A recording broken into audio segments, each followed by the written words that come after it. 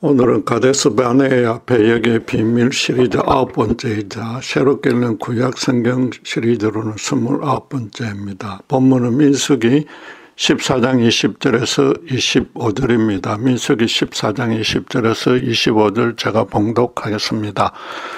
여호와께서 이르시되 내가 내 말대로 사하노라. 그러나 진실로 내가 살아있는 것과 여호와의 영광이 온 세계에 충만할 것을 두고 맹세하노니 내 영광과 애국과 강야에서 행한 내 이적을 보고서도 이같이 10번이나 나를 시험하고 내 목소리를 청종하지 아니한 그 사람들은 내가 그들의 조상들에게 맹세한 땅을 결단코 보지 못할 것이요 또 나를 멸시하는 사람은 한 사람도 그것을 보지 못하리라. 그러나 내 종 갈렙은 그 마음이 그들과 달라서 나를 온전히 따라선즉 그가 갔던 땅으로 내가 그를 인도하여 드리리니 그의 자손이 그 땅을 차지하리라. 아말렉인과 가나안인이 골짜기에 거주하나니 너희는 내일 돌이켜 홍해 길을 따라 강야로 들어갈지니라. 모세가 율법을 수여받으러 시내산에 올라간 사이에 이스라엘은 금송아지를 만들어서 애굽에서 구원해 준 신이라고 칭하면서 음란하게 섬겼습니다. 크게 진노하신 하나님이 그들을 멸하려 했으나 모세는 자기가 희생되어도 좋으니까 당신의 영광만은 손상되지 않도록 그 계획을 취소해 달라는 중보 기도를 드려서 용서받았습니다. 이스라엘은 하나님의 그 큰 은혜를 잊고도 가데스에서 다시 똑같은 죄악을 저질렀는데 이번에도 모세는 이방 족속들 사이에 하나님의 영광을 높여야 하므로 강대하신 인자로 용서해달라고 또 간절히 기도드렸습니다. 하나님은 내가 내 말대로 사노라라고 한 후에 그러나라고 말씀을 이어갔는데 내 기도를 들어는 주되 부분적으로만 들어주겠다는 뜻을 밝혔습니다. 당장의 전염병으로 멸하는 심판은 취소했으나 당신을 배역한 1세대는 강야에서 방황하다 죽어야 하는 벌을 내렸습니다. 이스라엘이 하룻밤만에 배역했기에 격분하신 하나님도 내일 당장 강야로 들어가라고 명했습니다. 말하자면 모세가 아까 앞에 19절에서 애굽에서부터 지금까지 이 백성을 사하신 것 같이 사하시옵소라고 간구한 그대로는 들어주지 않은 겁니다. 하나님은 지금까지 용서하면서 가나안 정복 소명은 그대로 두었습니다. 모세로서도 전염병 심판에서 사함받으면 회중을 다시 잘 다독여서 가나안으로 진군하겠다고 마음먹었을 것입니다. 그러나 하나님은 갈렙을 비롯한 믿음의 사람 극소수만 제외하고 아무도 젖과 꿀이 흐르는 약속의 땅에 발을 들여넣지 못한다고 선포했습니다. 지금까지와는 달리 범죄한 1세대에게는 당신의 약속마저 취소했는데 그만큼 진노가 엄청났다는 뜻입니다. 하나님은 그런 심판을 받아야 할 이유를 두 가지로 들었습니다. 첫째는 내 이적을 보고서도 이같이 10번이나 나를 시험하고 내 목소리를 청종하지 아니한 것이고 둘째는 나를 멸시한 것이라고 말합니다. 나중에 모두 강야의 벌을 받았으나 37절에서는 특별히 그 부정적인 정탐복을 해서 회중들로 공포에 질리게 한 10명은 현장에서 재앙으로 적사했습니다. 그렇다고 정탐꾼과 회중의 죄를 차이를 두고 둘로 나눈 것은 아닙니다. 겉으로 드러난 죄는 분명 정탐꾼들이 컸지만은 회중도 하나님을 시험했고 그 목소리를 청종하지 아니하기는 마찬가지였습니다. 불의에 대해서 침묵 방지하는 것도 불의에 앞장서거나 동참하는 것과 똑같은 죄입니다.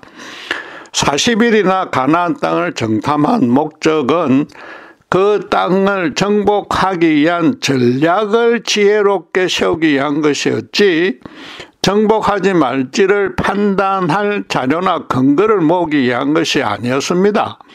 전쟁의 승리도 400년 전에 이미 하나님에 의해 확정되어 있었습니다. 그런데도 그들은 겨우 하룻밤만 걱정하다가 곧바로 애굽으로 돌아가겠다고 뜻을 모았습니다. 이스라엘 모두가 이미 한번 받아 누렸던 하나님의 그 강대한 인자를 완전히 무시했습니다. 바꿔 말해서 앞장서서 거역한 자나 못 이긴 척 가담한 자나 이스라엘 백성은 똑같이 하나님이 주실 기업을 차지하고 싶은 열정은커녕 소원도 없었던 것입니다. 전쟁을 치른 남자 장정 모두가 가정의 가장이고 당신은 아버지의 가치관과 생활 방식을 가족 전체가 그대로 따르므로 이는 그들만의 문제가 아니었습니다. 하나님은 이스라엘 자손이 대대로 당신을 높일 수 있는 거룩한 삶의 터전을 주신다고 약속했습니다. 가나안 전쟁을 담념한 것은 이스라엘의 아버지들이 자기 자녀들을 하나님이 마련해 줄 장막에 살게 하려는 의사가 전혀 없었다는 뜻입니다. 하나님으로서는 그들이 원하는 대로 애굽으로 돌아가게 허락할 수는 도저히 없었습니다. 모세가 기도하지 않았어도 당신의 영광이 훼손되는 일은 절대 묵과할 수 없습니다. 그러니까 모세의 기도에 응답하면서 27절에 여호와의 영광이 온 세계에 충만할 것을 두고 맹세한다라고 선언하신 것 까닭입니다. 어쨌든 이스라엘이 가나안에 들어가기 싫다고 하므로 그 소원대로 광야에서 방황하다 죽도록 했습니다. 당신의 백성들로 척박한 광야에서 방황하다 죽게 만들고 가나안을 정복하지 않았다고 해서 이방 족속들이 여호와의 능력이 모자란다고 절대 멸시하지 못합니다. 먹고 마실 것 하나 없는 곳에서 그토록 오랫동안 아무 문제 없이 살았다는 사실을 알면 오히려 더 두려워지게 됩니다. 자기들로서는 이건 도무지 불가능한 일이므로 이스라엘 신의 능력이 과연 어디까지인지 몰라서 너무나도 경외롭게 여길 것이라서 하나님의 영광은 전혀 실추되지 않습니다. 또 언제 쳐들어올지 모르니까 더 전전긍긍하게 되는데 실제로 여호수아가 성공할 때까지도 그들의 두려움은 전혀 줄지 않았습니다. 하나님의 영광은 당신께서 스스로 높이거나 낮추거나 하지 않으며 구태 그럴 필요도 없습니다. 영광이라는 단어는 거룩과 마찬가지로 근본적으로 하나님에게만 적용됩니다. 다른 모든 피조물과는 완전히 다르니까 거룩하시며 또 그래서 그분만이 영광스러운 존재입니다. 모든 피조물로부터 언제 어디서 어떤 일이 일어나도 모든 영광을 받을 수 있고 또 받아야만 하는 그런 유일한 분입니다. 유일하게 영광스러운 존재가 행한 일이므로 당연히 그 모든 일도 영광스럽습니다. 구원이든 심판이든 당신의 절대적인 주권과 완벽한 섭리에 의해서 시행됩니다. 당신의 거룩한 역사에 모세 같은 믿음의 큰 정도, 지금도 그의 기도가 반만 응답되었듯이 어떤 영향력도 끼칠 수 없습니다. 당장 한순간에 이스라엘만이 아니라 전 인류를 멸망시켜도 그분의 영광에는 전혀 변함이 없습니다. 바울이 신자들의 범사에 감사하라고 권면하는 첫째 이유입니다. 그렇다면 강야 방황이라는 형벌의 방식보다는 그런 벌을 내리게 된 그분의 뜻에 더 주목해야 할 것입니다. 이스라엘이 가나안 땅에 대해 열정과 소망이 없었던 평소 생각대로 해줬다는 것은 이미 말씀드렸습니다. 그들이 전장을 그만두고 애굽으로 돌아가려는 진짜 이유는 다시 노예가 되어서 매일 육체 노동만 하더라도 먹고 마실 것은 물론이고 현실 삶에 걱정이 없는 편이 더 좋다는 뜻입니다. 흥미롭게도 하나님은 그들로 강야로 방황하게 했지만 그 소원대로 해줄 것입니다. 그들이 노력 하나 하지 않아도 생존할 수 있도록 만나와 메추라기와 생수는 매일 공급해 줄 것입니다. 최근에 한국의 젊은이들은 격심한 경쟁으로 너무 인생에 소망이 없어져서 모든 것을 포기했다는 뜻으로 N4 세대라고 부릅니다. 그 부작용으로 우울증 같은 정신질환이 급증하고 있습니다.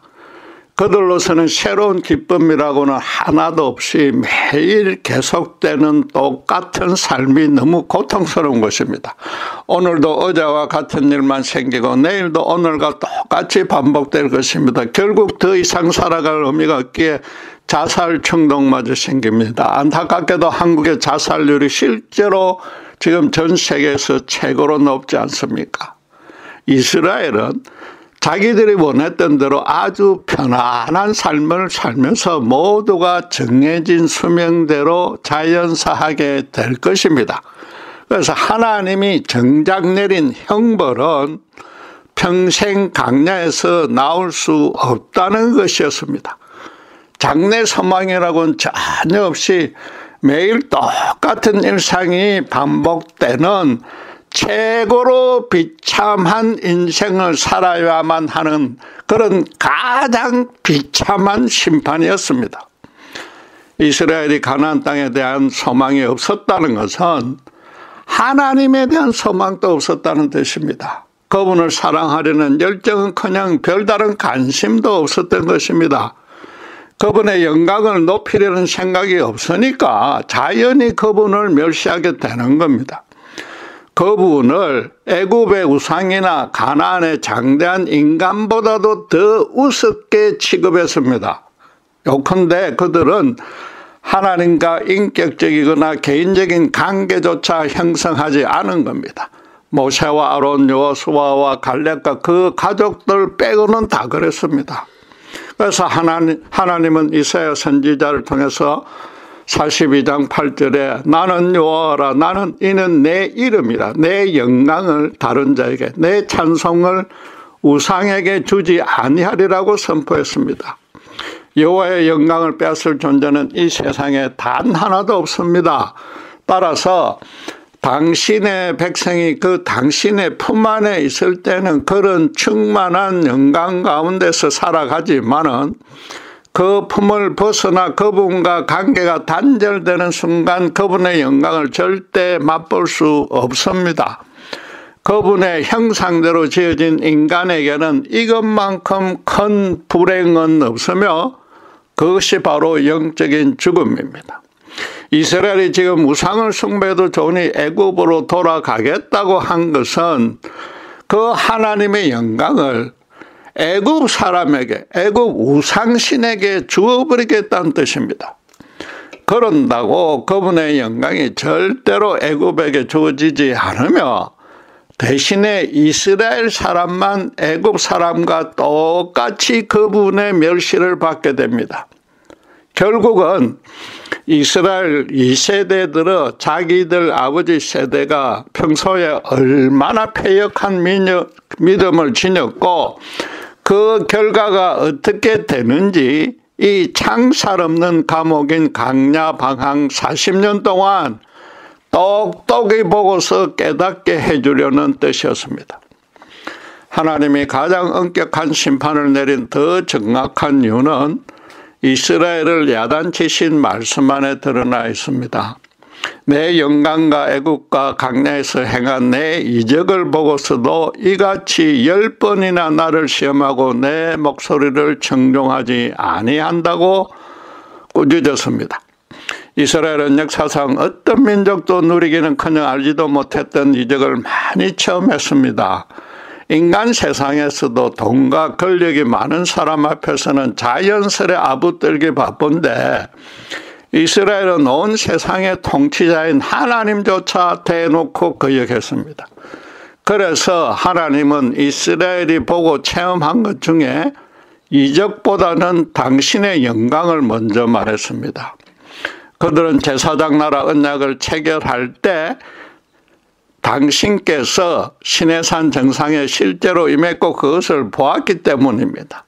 성경은 출애굽기 19장 20절에서 여호와께서 시내산 곧 그 산 꼭대기에 강림하시고 모세를 그리로 부르시니라고 했고, 또 20장 18절에서 백성의 우레와 번개와 나팔 소리와 산의 연기를 본지라라고 증언합니다. 당신의 실체를 볼 수 없도록 연기로 가려서나 너무나 장엄한 강경과 엄청난 소리로 인해서 모두가 죽을까 두려워했으며 하나님도 절대로 가까이 올라오지 못하게 엄격하게 명했습니다. 심지어 35장 29절에서 36절을 보면은 하나님을 해막에서 대면하고 난 모세의 얼굴에 반영된 그 영광의 강체조차 너무 빛이 나서 백성들이 똑바로 쳐다보기를 두려워했기 때문에 모세가 수건으로 가렸을 정도였습니다. 사람은 아주 엄청나거나 무서운 사건을 경험하고 나면 트라우마가 남아서 평생을 따라다닙니다. 그와 비슷한 사건이나 여건에 처하게 되면은 그때의 경험과 감정이 되살아납니다. 이제 가나안 전쟁으로 자녀들 목숨까지 걸어야 할 크게 두려운 상황이 닥쳤기에 가장 최근에 가장 크게 두려워했던 시내산 트라우마도 자연히 떠올랐을 것입니다. 그러면은 그때의 두려움이 지금보다도 훨씬 컸었고, 그렇다면은 지금의 가나안 족속보다는 하나님이 더 무섭다고 느껴져야 합니다. 그 장엄하고 두려웠던 하나님의 영광을 회상했다면은 당연히 하나님의 명령에 순종할 수밖에 없습니다.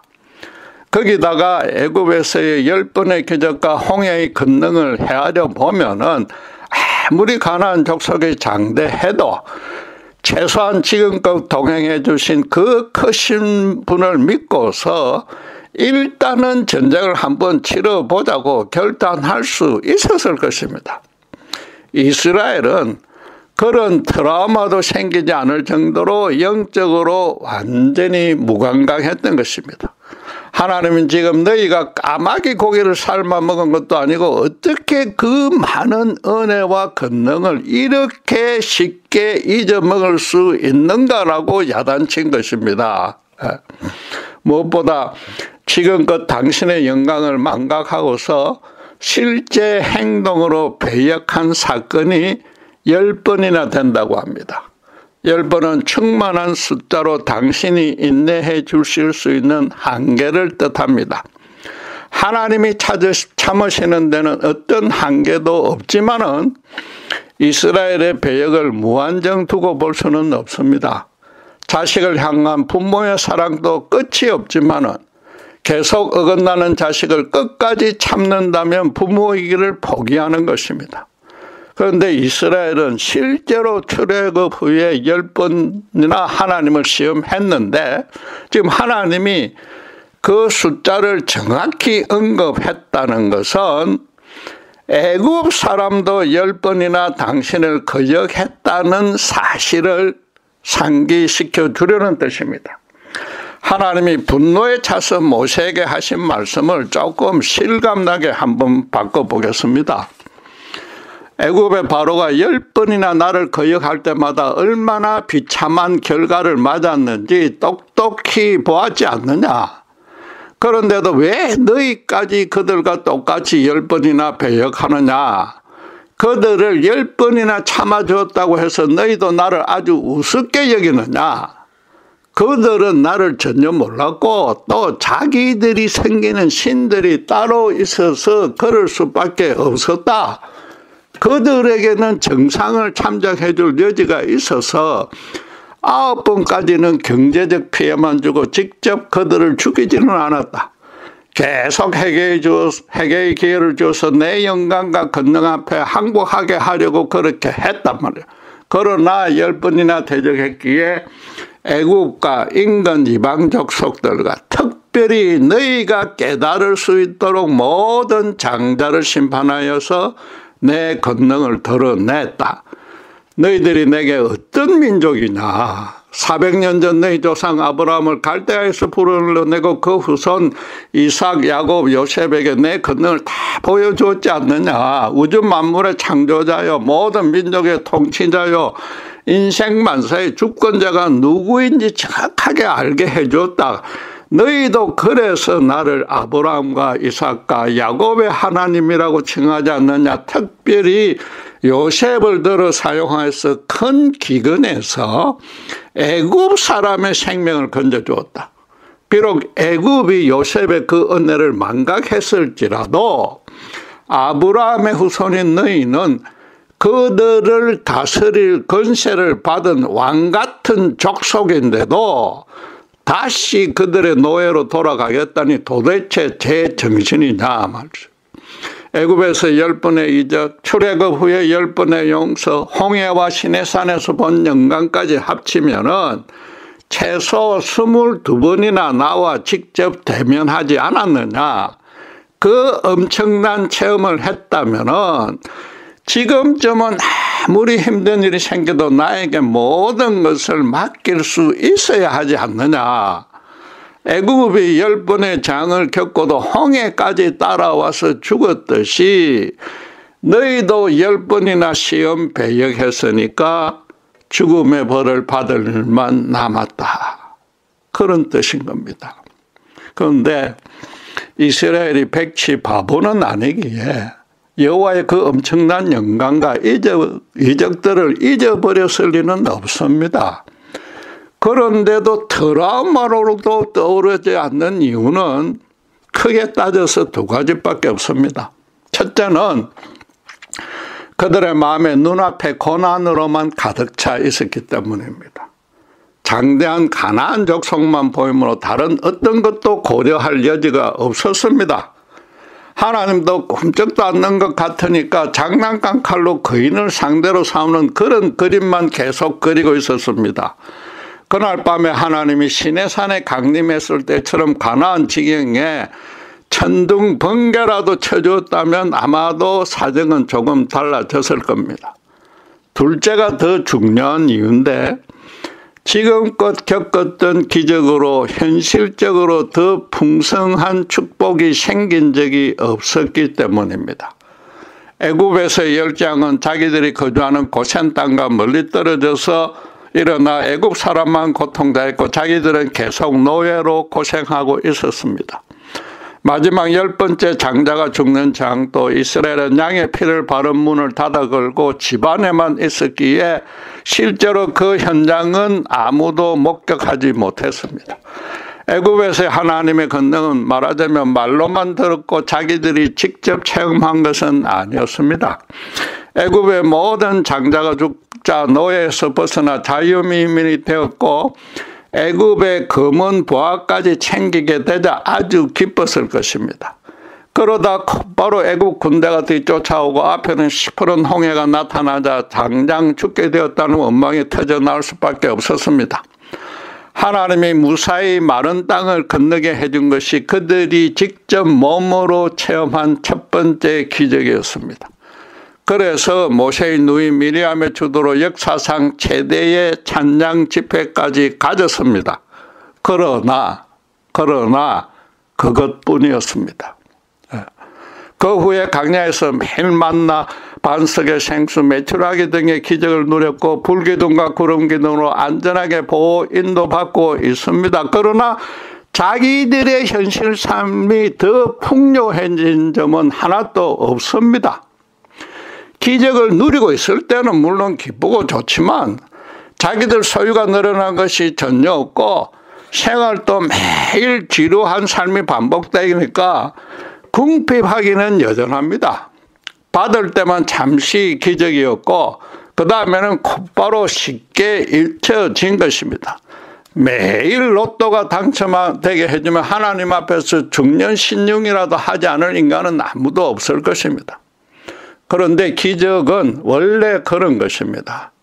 온 사방에 완전히 막혀서 인간적 수단이 고갈되고 죽음만 기다릴 때에 하나님이 당신께서 제정한 자연 법칙까지 거스르는 비상수단을 동원하는 것입니다. 따라서 기적은 단지 구원이 목적이지 풍요케 해주는 것과는 전혀 무관합니다.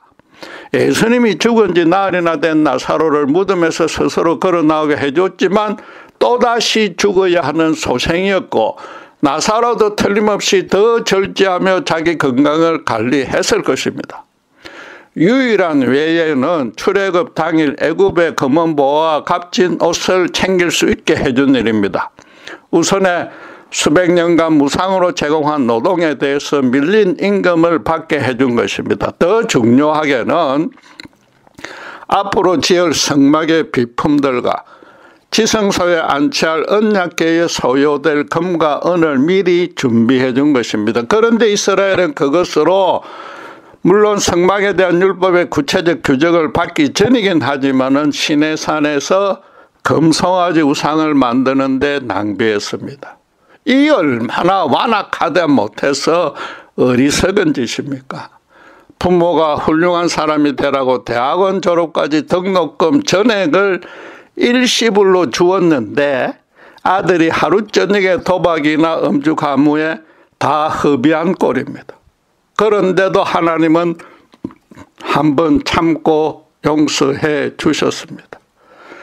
이스라엘이 기적을 이룬 첫째 이유는 당장의 고난에 집중했기 때문이고, 둘째 이유는 현실 삶의 풍요가 보태지지 않았기 때문입니다. 그 둘을 합치면 결국 지금 여기서 자기들을 곧바로 형통평욕해 해주는, 최소한도 어떤 위험에서도 구해주는 그런 하나님만 원했던 것입니다. 한마디로 순간순간 자기들이 구하는 대로 다 따라주는 그런 하나님입니다.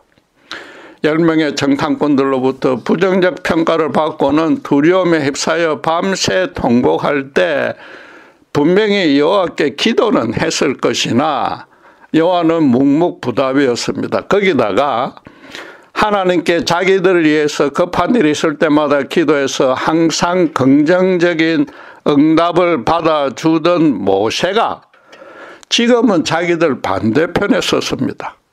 여호와는 모세 편이니까 자기들이 기도해도 아무 소용이 없다고 여기고 지레 포기했을 가능성이 더 큽니다. 어쨌든 하나님께 지금 여기서의 형통과 풍요만 바란다는 것은 그분과 지속적이고 장기적인 교제와 동행에는 전혀 관심이 없다는 뜻입니다. 마치 자동 판매기에 동전을 넣기만 하면 자기가 원하는 물건이 자동으로 떨어지는 식의 하나님만 바라는데, 지금 가데스에서 그 자동 판매기가 완전 먹통이 되었다고 발로 차고 있는 꼴입니다. 지금까지 10번이나 용서해 줬던 것도 사실은 하나님이 그 판매기의 작동법을 일시적으로 다르게 고쳐준 것인데도 이스라엘은 그런 짐작조차 못하고 있습니다. 하나님으로서는 이스라엘의 배역을 10번이나 용서해 줌으로써 그들이 회개하고서 당신과 진실한 인격적 관계를 맺게 되기를 소원했던 것입니다. 그러나 그들은 끝까지 여호와는 싫고 애굽상이 더 좋다는 뜻을 드러냈습니다. 하나님은 400년 전부터 따로 불러내어서 보호 인도해온 당신의 백성에게 찬양 대신에 멸시를 받았습니다. 얼마나 화가 났으면 세상 어떤 것에도 영광을 뺏기지 않고 멸시받을 존재가 전혀 아닌데도 당신의 입으로 지금 스스로 멸시를 받았다고 말하고 있습니다. 이스라엘은 그 이후에도 계속 당신을 멸시했기에 여호와는 이사야 선지자를 통해서 이렇게 한탄했습니다. 이사야서 1장 2절 3절은 이렇게 말합니다. 내가 자식을 양육하였거늘 그들이 나를 거역하였도다. 소는 그 임자를 알고 나귀는 그 주인의 구유를 알건만은 이스라엘은 알지 못하고 나의 백성은 깨닫지 못하는도다. 부모를 모르는 이스라엘은 주인을 알아보는 짐승들보다 못하다는 것입니다. 믿음으로 살아간다는 것은 그래서 하나님의 영광을 절대 훼손시키지 않으려고 모세처럼 모든 것을 희생, 수고, 노력한다는 뜻입니다. 쉽게 말하면은 그분의 자녀로서 정말로 그분을 친아버지로 대우하는 겁니다. 여러분 혹시 이스라엘이 너무 완악하고 한심하다고 여겨집니까? 사실은 지금까지 바로 우리 이야기를 한 겁니다. 처음 예수를 믿고 나서 지금껏 신앙생활을 해오는 과정을 잘 살펴보십시다.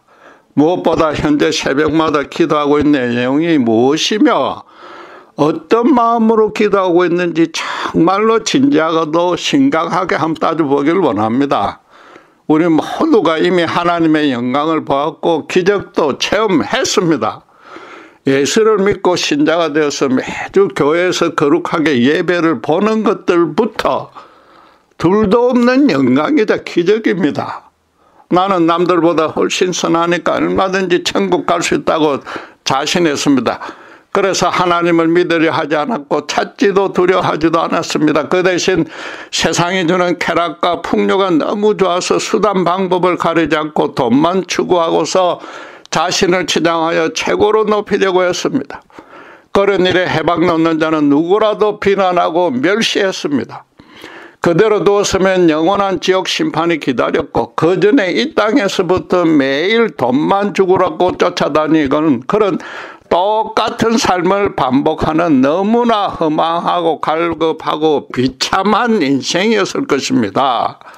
그런데 성자 하나님이 영광의 보좌를 보여주고 비천한 인간 죄인의 모습으로 십자가의 죽으심으로 아무 소망 없던 우리에게 하늘문을 활짝 열어주셨습니다. 주님은 요한복음 17장 1절에서 10절에 보면은 십자가에 달리기 전날 당신의 그 십자가 죽음으로 성부 하나님은 물론이고 그 은혜를 믿을 신자도 영화롭게 해달라고 간절히 기도했습니다. 예수님이 나를 개인적으로 알고서 먼저 찾아와 성령으로 거듭나게 해주고 지난 모든 죄를 진심으로 회개토록 해주셨습니다.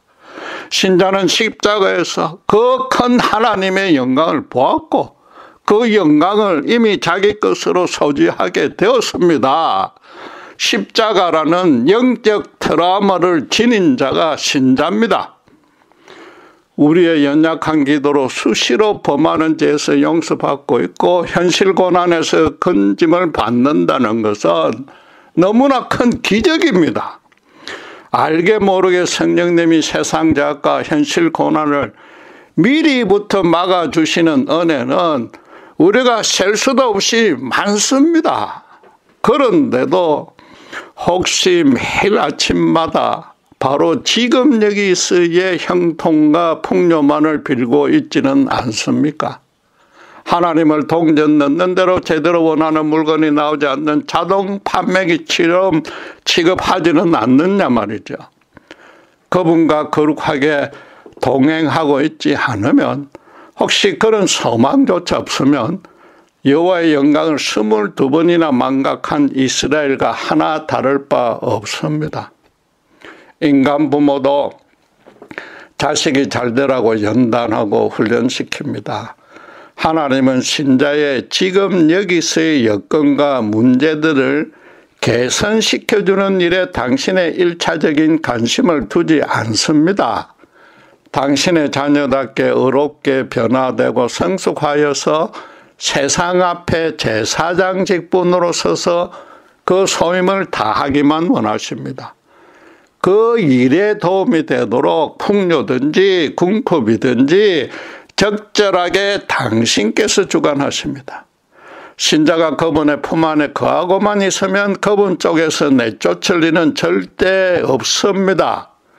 그래서 믿음에서 가장 큰 문제는 자신이 이미 하나님의 자녀가 되어 영생을 소지하고 있다는 사실을 모르거나 거기에 특별히 관심을 두지 않는 겁니다. 치약 전에 어린애만 아버지에게 지금 여기서 곧바로 사탕 달라고 요구합니다. 오늘날 많은 신자가 그런 식으로 신앙생활을 하고 있습니다. 매일 아침마다 로또 걸리는 대박의 행운까지는 안 바라도 손 안 대고 코 푸는 식으로 내 인생에 분홍빛 카펫을 깔아달라고 요구합니다. 그런데 그런 보상은 우상신들이나 떠드는 거짓 과대 광고인데 그걸 눈속임하려고 최고로 최대한 지성과 재물을 바치라고 요구하는 것입니다. 죄송하지만 오늘날 교회도 그런 양식을 띠는 교회가 많습니다. 이스라엘도 지금 그런 거짓에 넘어가서 애굽으로 돌아가려는 것입니다. 여호와의 영광을 잊어버리지 않은 모세 일행에게만 지금 여호와가 동행하고 그러지 못한 나머지 60만이 넘는 장정은 그분에게 완전히 예면당했습니다. 우리 또한 이미 소지한 예수 십자가의 영광과 기적을 어떤 이유가 되었든 잠시 잊고 있다면은 새벽 기도마다 뜨겁게 부르짖어도 하나님이 약속한 땅에 맹세코 발을 들이지 못할 것이라는 선언을 들을 수 있습니다. 신자에게 이보다 더 두려운 일이 어디 있습니까? 새벽 기도가 하나님의 은혜를 받는 첩경이 아니라 오히려 그 반대가 될 수도 있단 말입니다. 물론 아무리 믿음이 좋아도 여전히 진토 같은 체질이라 현실 고난이 닥치면 두려움부터 생길 수밖에 없습니다. 그럴 때마다 우리가 하나님을 거역한 일과 그럼에도 그분이 은혜를 베풀어 주신 일의 숫자를 서로 좀 비교해 보십시오. 틀림없이 우리 죄악보다는 그분 은혜의 숫자가 훨씬 더 많을 겁니다. 그분의 우리를 향한 사랑이 우리의 그분을 향한 사랑과는 아예 게임이 안 된다는 뜻입니다. 그렇다면은 앞으로 어떤 문제와 환란이 닥쳐도 여전히 그분의 영광 안에 거하게 될 것은 분명한 사실이므로 굳이 매번 두려움에 휩싸일 이유가 없는 것 아닙니까? 기도하겠습니다. 우리 체질이 연약하고 믿음이 부족해서 현실 고난에 무너질 때가 많았음을 고백합니다. 그럼에도 현실보다 더 크신 하나님을 눈앞에 보지 못하고 그럼에도 지금까지 받은 그분의 은혜는 헤아릴 수 없을 정도로 많을 줄 믿습니다. 그런 분별을 할 수 있는 지혜와 영적인 트라우마가 우리 속에 계속 살아있게 하시고 예수님의 십자가 안에서 이미 영생을 소지한 왕같은 백성임을 잊지 않도록 붙들어 주시옵소서. 그리하여 세상 어떤 시험과 유혹과 고난에도 넉넉히 십자가의 그 은혜를 붙들고 승리할 수 있도록 축복해 주시옵소서. 감사합니다. 우리 주 예수 그리스도 이름으로 기도드렸습니다.